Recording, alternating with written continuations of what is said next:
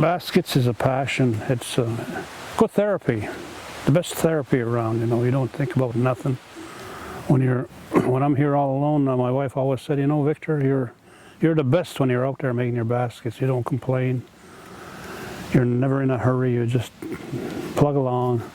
Anyway, it's a long story, and it's a long life and a good life.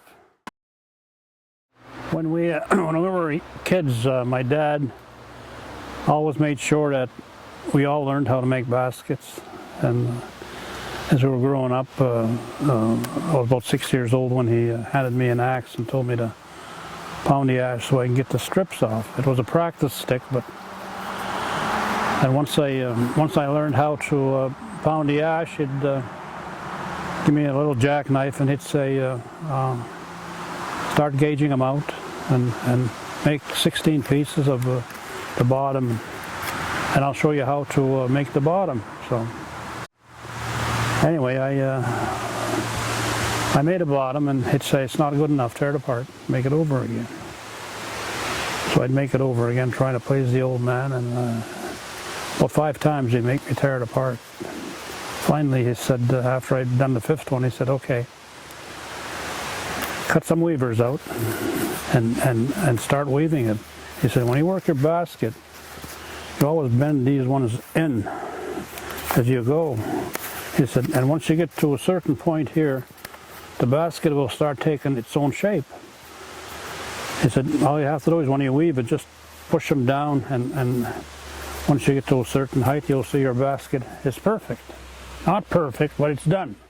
This was a family business, you know. My dad would provide all the baskets to the farmers in the state of Maine, but we sell them to the Maine potato growers.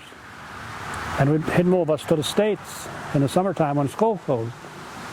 And we all had a line. We were sitting all in a line. One guy would make bottoms, the other two would be weaving, and Dad would be making hoops, and Mom would be inside cooking. And he hired 2 men to pound the ash for him.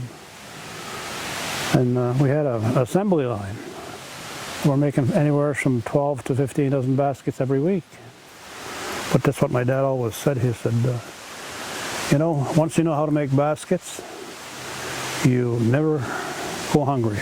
And he was right. It's good to be your own boss. It's good to be working outside of your house and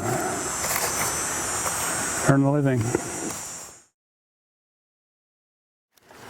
A lot of this stuff is waste. Like this basket was, most of the stuff that's on it, I would throw that away and burn it for a good fire. But after a while, I learned how to save everything. Everything, instead of throwing it away, I'd cut it up and separate it and pile it.